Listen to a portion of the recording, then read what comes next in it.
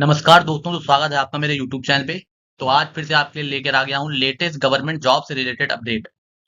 तो आज का जो अपडेट है वो है RRB JE notification vacancy draft, मतलब आरआरबी जेई 2025 जो है उसका जो है वैकेंसी का ड्राफ्ट आ गया है। अभी नोटिफिकेशन नहीं आया पर वैकेंसी ड्राफ्ट आ गया है। तो देखिए, आपको पहले से ही अपडेट दी जा रही है कि इसका नोटिफिकेशन जो है वो आने वाला है इसी महीने, या फिर हो सकता है कि अगले महीने की शुरुआत में इसका नोटिफिकेशन जो है आ जाए। तो इसी तरह की लेटेस्ट अपडेट पाने के लिए जो है आप चैनल को सब्सक्राइब जरूर कर लीजिएगा। तो चलिए अब इसके बारे में पूरा जान लेते हैं। तो आरआरबी जेई का मतलब आपको पता ही है, railway recruitment board junior engineer. तो ये रेलवे की तरफ से जो है जूनियर इंजीनियर की जो भर्ती होती है उसके लिए ये जो नोटिफिकेशन है वो होता है। तो अब देखिए, इसमें जो वैकेंसी ड्राफ्ट आया है उसमें 2570 वैकेंसी, यानी कि 2570 वैकेंसी के लिए जो है ये जो ड्राफ्ट है ये आया है। जिसमें से इलेक्ट्रिकल, मैकेनिकल और इंजीनियरिंग की जो वैकेंसी है वो है 2312 वैकेंसी जो है वो इनके लिए है। जिसमें और फिर 63 वैकेंसी जो है वो केमिकल सुपरवाइजर और मेटलर्जिकल सुपरवाइजर के लिए है। और डिपोर्ट मटेरियल सुपरिटेंडेंट के लिए 195 वैकेंसी जो है ऐसा ड्राफ्ट में दिख रहा है। तो इस तरह से टोटल मिलाकर के जो वैकेंसी हो जाएंगी वो हो जाएंगी 2570। अब आगे बढ़ते हैं। तो ये देखिए, अब इसमें फीस जान लेते हैं कि आप अगर फॉर्म भरेंगे तो इसकी फीस क्या रहने वाली है। तो देखिए, अनरिजर्व कैटेगरी के लिए फीस जो होती है वो 500 रुपए होती है। SC ST माइनॉरिटीज और ईडब्ल्यूएस के लिए 250 रुपए होती है। और एक्स सर्विसमैन, पीडब्ल्यूबीडी, फीमेल और ट्रांसजेंडर के लिए भी 250 रुपए फीस होती है। तो ये फीस जो है, जो पिछली बार जब फॉर्म निकला था उसके हिसाब से ये फीस रही थी जो मैं आपको बता रहा हूँ। ये नोटिफिकेशन नहीं आया है पर अभी वैकेंसी ड्राफ्ट आया, आपको इसलिए बता दिया जा रहा है कि आप अभी से जो है इसकी तैयारी कर लीजिए, क्योंकि नोटिफिकेशन आने के बाद 1.5 से 2 महीने के अंदर जो है इसका पहला जो CBT 1 होता है वो हो जाता है। तो आप इसकी अभी से तैयारी जो है शुरू कर सकते हैं। अगर आपने डिप्लोमा किया हुआ है 3 इयर्स का, मैकेनिकल से, सिविल से, इलेक्ट्रिकल से, या फिर आपने बीटेक बी किया हुआ है, तो आप इसके लिए जो है अप्लाई कर सकते हैं। वो आपको मैं आगे बताता हूँ। उसके बाद अब एलिजिबिलिटी क्राइटेरिया देख लेते हैं। तो जैसे कि मैंने आपको बताया कि डिप्लोमा और बीटेक वाले इसमें अप्लाई कर सकते हैं। देखिए, जूनियर इंजीनियर मैकेनिकल से, इलेक्ट्रिकल से और सिविल से, तो उसके लिए आपको डिप्लोमा चाहिए या डिग्री चाहिए, इलेक्ट्रिकल में हो, मैकेनिकल में हो, या फिर किसी इंजीनियरिंग की फील्ड में होनी चाहिए। और ये आपकी किसी रिकॉग्नाइज्ड यूनिवर्सिटी से होनी चाहिए या बोर्ड से होनी चाहिए। तो आप इसके लिए अप्लाई कर सकते हैं। डिपोर्ट मटेरियल सुपरिटेंडेंट के लिए आपको डिप्लोमा डिग्री चाहिए इंजीनियरिंग में, किसी भी डिसिप्लिन में होनी चाहिए। केमिकल सुपरवाइजर और मेटलर्जिकल सुपरवाइजर के लिए आपको बैचलर डिग्री चाहिए, इसमें डिप्लोमा नहीं चलेगा। अगर आपको केमिकल सुपरवाइजर या फिर मेटलर्जिकल सुपरवाइजर के लिए अप्लाई करना है तो उसके लिए आपको जो है डिग्री ही चाहिए होगी, उसके लिए डिप्लोमा जो है वो नहीं चलेगा। तो उसमें आपको बैचलर डिग्री चाहिए साइंस में, जिसमें फिजिक्स और केमिस्ट्री में आपके 55% मार्क्स होने चाहिए। ठीक है, तो इसके लिए आपको बैचलर डिग्री चाहिए साइंस स्ट्रीम में, जिसमें आपके फिजिक्स हो, केमिस्ट्री हो और उसमें मिनिमम 55% मार्क्स होने चाहिए। केमिकल सुपरवाइजर और मेटलर्जिकल सुपरवाइजर के लिए अगर आप अप्लाई करना चाहते हैं तो। उसके बाद एज लिमिट जान लीजिए। तो देखिए, केमिकल सुपरवाइजर और मेटलर्जिकल सुपरवाइजर के लिए एज लिमिट जो होती है वो होती है 18 से 33 ईयर्स। और जो कुछ कैटेगरी होती है उनको जो है रिलैक्सेशन भी मिलता है, तो उसमें 36 साल तक आप मान सकते हैं। ऐसे ही जूनियर इंजीनियर और डिपोर्ट मटेरियल सुपरिटेंडेंट के लिए भी 18 से 33 ईयर होती है। और कुछ कैटेगरी के लिए 18 से 36 साल भी हो सकती है। ये अब जब नोटिफिकेशन आएगा तब इसका बिल्कुल सही सही जो है वो पता चलेगा, क्योंकि अभी तो ये वैकेंसी ड्राफ्ट आया है खाली। उसके बाद इसका सिलेक्शन प्रोसेस जान लीजिए। सिलेक्शन प्रोसेस तो यही रहने वाला है। तो देखिए, स्टेज 1 में इसका जो है CBT होता है, CBT 1 कंप्यूटर बेस्ड टेस्ट होता है। दूसरी स्टेज में फिर इसका जो है CBT होता है, फिर उसके बाद डॉक्यूमेंट वेरिफिकेशन होता है और उसके बाद मेडिकल एग्जामिनेशन हो जाता है। तो CBT 1 देंगे, फिर CBT 2, फिर उसके बाद डॉक्यूमेंट वेरिफिकेशन होगा, फिर मेडिकल एग्जामिनेशन होगा। तो इस तरह से इसमें ये जो है 4 स्टेज रहती है सिलेक्शन प्रोसेस की। अब आप जान लीजिए कि क्या होता है। तो देखिए, CBT 1 और CBT 2 जो होते हैं वही मेन होते हैं। तो उसमें जो है, जो रेलवे रिक्रूटमेंट बोर्ड की तरफ से CBT 1 और CBT 2 कराए जाते हैं, तो उसमें देखिए निगेटिव मार्किंग भी होती है। निगेटिव मार्किंग होती है 1/3। ठीक है, तो अगर आप कोई इनकरेक्ट आंसर देते हैं तो आपका 1/3 की जो है निगेटिव मार्किंग होती है यहाँ पे। और CBT 1 जो होता है उसके लिए आपको 90 मिनट का समय मिलता है और CBT 2 के लिए 120 मिनट का समय मिलता है। उसके बाद CBT 1 जो होता है उसमें 100 क्वेश्चन होते हैं, CBT 2 में 150 क्वेश्चन होते हैं।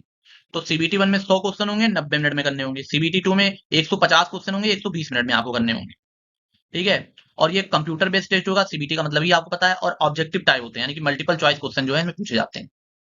फिर उसके बाद अब आप ये जान लीजिए पूरा एग्जाम पैटर्न, क्या क्या क्वेश्चन, मतलब CBT 1 में क्या क्या सब्जेक्ट रहते हैं और CBT 2 में क्या क्या सब्जेक्ट रहते हैं, ये आप जान लीजिए।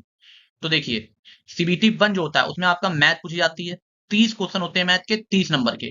फिर जनरल इंटेलिजेंस एंड रीजनिंग पूछी जाती है, जिसके 25 क्वेश्चन होते हैं, 25 नंबर का होता है। जनरल अवेयरनेस से 15 क्वेश्चन होते हैं, 15 नंबर का होता है। और जनरल साइंस यानी कि फिजिक्स केमिस्ट्री बायो ये 30 नंबर की होती है, उसमें 30 क्वेश्चन पूछे जाते हैं। तो इस तरह से टोटल कर लेंगे तो आपके 100 क्वेश्चन हो गए और 100 नंबर के हो गए, यानी एक क्वेश्चन 1 नंबर का। और इसके लिए आपको 90 मिनट का समय मिलता है। और मैंने आपको बता दिया कि अगर आप कोई इनकरेक्ट आंसर देते हैं तो आपकी 1/3 जो है वो मार्क्स जो है काट ले जाता है इनकरेक्ट आंसर के लिए। नेगेटिव मार्किंग होती है 1/3 की। तो ये सीबीटी 1 का एग्जाम पैटर्न हो गया। फिर सीबीटी 2 का जान लीजिए। सीबीटी 2 आपको पता है उसके लिए आपको 120 मिनट का समय मिलता है। क्वेश्चन उसमें जो होते हैं वो 150 होते हैं। तो देखिए उसमें भी जनरल अवेयरनेस से 15 क्वेश्चन 15 मार्क्स के, फिजिक्स और केमिस्ट्री से 15 क्वेश्चन 15 मार्क्स। देखिए इसमें लिखा हुआ है फिजिक्स और केमिस्ट्री से 15 क्वेश्चन 15 मार्क्स से। और ये जो फिजिक्स और केमिस्ट्री है ये 10th लेवल की जो सीबीएसई होता है, सीबीएसई बोर्ड, उसमें जो 10th लेवल तक की जो फिजिक्स केमिस्ट्री है उसके क्वेश्चन पूछे जाते हैं। फिर basics of computer and application के 10 क्वेश्चन होते हैं 10 मार्क्स के। फिर basics of environment and pollution control के 10 क्वेश्चन होते हैं 10 मार्क्स के। ये तो हो गया आपका वो जो नॉर्मल है। उसके बाद आपका जो टेक्निकल एबिलिटीज है उससे 100 क्वेश्चन जो है वो यहाँ पर पूछे जाते हैं। तो टेक्निकल एबिलिटीज यानी कि अगर आपने मैकेनिकल से अप्लाई किया तो मैकेनिकल के 100 क्वेश्चन 100 मार्क्स के, इलेक्ट्रिकल से किया तो इलेक्ट्रिकल के 100 क्वेश्चन 100 मार्क्स के, और अगर सिविल से किया तो सिविल से 100 क्वेश्चन 100 मार्क्स के। तो ये टोटल आप जोड़ लेंगे तो 150 क्वेश्चन हो जाएंगे 150 मार्क्स के। 120 मिनट का इसमें आपको समय मिलता है सीबीटी 2 के अंदर। और इसमें जो है इसमें भी 1/3 की नेगेटिव मार्किंग होती है। तो ये आपका हो गया सीबीटी 1 और सीबीटी 2 का एग्जाम पैटर्न। अब देखिए सीबीटी 1 जो है उसमें आपसे कोई भी जो टेक्निकल आप मैकेनिकल सिविल इलेक्ट्रिकल है वो नहीं पूछी जा रही है। तो आप इसका फॉर्म जरूर भरिएगा क्योंकि सीबीटी 1 जो है वो तो खाली math, general intelligence, reasoning, general awareness और जनरल साइंस जो कि आप लगभग सब जितने भी गवर्नमेंट एग्जाम के पेपर होते हैं उसके लिए आप पढ़ते हैं तो वो पूछा जा रहा है। और 90 मिनट का आपको समय मिल रहा है। और इसमें से ही बहुत लोग जो है वो बाहर हो जाएंगे। तो उसके बाद इसमें जो है कम लोग बचते हैं सीबीटी 2 के अंतर्गत। तो आप जो है इसका फॉर्म जरूर भर लीजिएगा क्योंकि ये math, reasoning, general awareness, general science तो आप लोग पढ़ते ही हैं। तो ये हो गया सीबीटी 1 और सीबीटी 2 का एग्जाम पैटर्न। फिर उसके बाद आगे बढ़ते हैं। अब देखिए इसकी कट ऑफ मैं आपको बता देता हूँ कि कट ऑफ क्या रही। तो देखिए अभी इन्होंने जो कट ऑफ बताई है वो कट ऑफ जो है इन्होंने बताई है 2019 की। तो ये देखिए 2019 की जो इन्होंने कट ऑफ है वो इन्होंने अभी तक बताई है।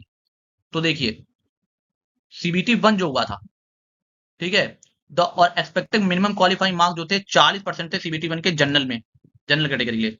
30% मार्क्स लाए थे ओबीसी के लिए और एससी के लिए। 25% मार्क्स लाए थे एसटी कैटेगरी के लिए। Qualifying marks are calculated out of 100 and 150 for CBT 1 and CBT 2। यानी कि क्वालिफाइंग मार्क्स जो है वो 100 नंबर के लिए सीबीटी 1 का पेपर होता है तो उसमें 100 नंबर से कैलकुलेट किए जाते हैं। और सीबीटी 2 का जो पेपर होता है वो होता है 150 नंबर का, तो उसमें 150 नंबर से कैलकुलेट किए जाते हैं।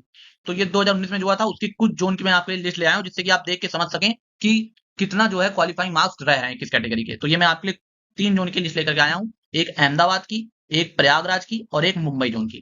कई सारे जोन होते हैं पर अभी मैं 3 जोन की आप लेके आया हूँ तो इससे आप समझ सकते हैं। तो देखिए अहमदाबाद में जनरल कैटेगरी की कट ऑफ गई थी 53.25 नंबर, एससी की 35.06, एसटी की 41.59 और ओबीसी की गई थी 39.86। तो ये अहमदाबाद की है।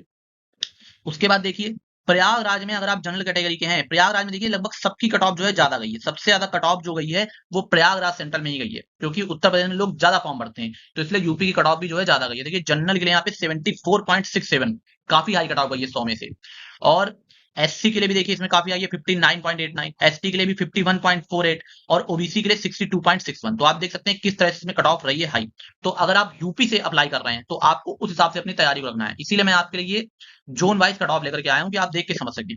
मुंबई यानी महाराष्ट्र से अगर अप्लाई कर रहे हैं तो जनरल के लिए 65 नंबर, एससी के लिए 52 नंबर, एसटी के लिए 44.025 और ओबीसी के लिए 54 नंबर, ये कट ऑफ गई। तो इस तरह से आप देख सकते हैं। तो अगर आप यूपी से अप्लाई कर रहे हैं तो आप उस हिसाब से तैयारी करिए, महाराष्ट्र से कर रहे हैं तो उस हिसाब से, और अहमदाबाद से कर रहे हैं तो इस हिसाब से तैयारी करिए।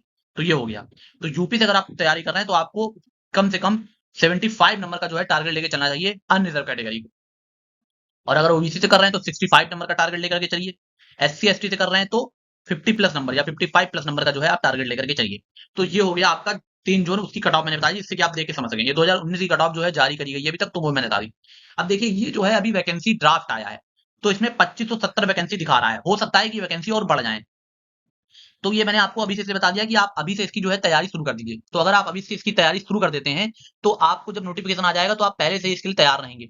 और तो आप सीबीटी 1 की तैयारी शुरू कर दीजिए और सीबीटी 2 भी जो होना है उसमें जो आपका जो भी मैकेनिकल ब्रांच जिस भी ब्रांच से आपने इंजीनियरिंग कर रखी है उसके लिए जो है आप तैयारी शुरू कर दीजिए अभी से। तो ये मैंने आपको बता दिया।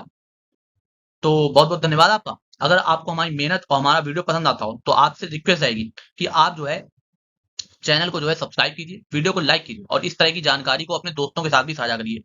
और हमारा टेलीग्राम का चैनल है जिसमें आपको हम रेगुलर अपडेट देते रहते हैं। तो अगर आप चाहें तो उस टेलीग्राम चैनल को भी जो है आप ज्वाइन कर सकते हैं। उस टेलीग्राम चैनल की लिंक जो है वो आपको डिस्क्रिप्शन में मिल जाएगी वीडियो के। बहुत बहुत धन्यवाद आपका।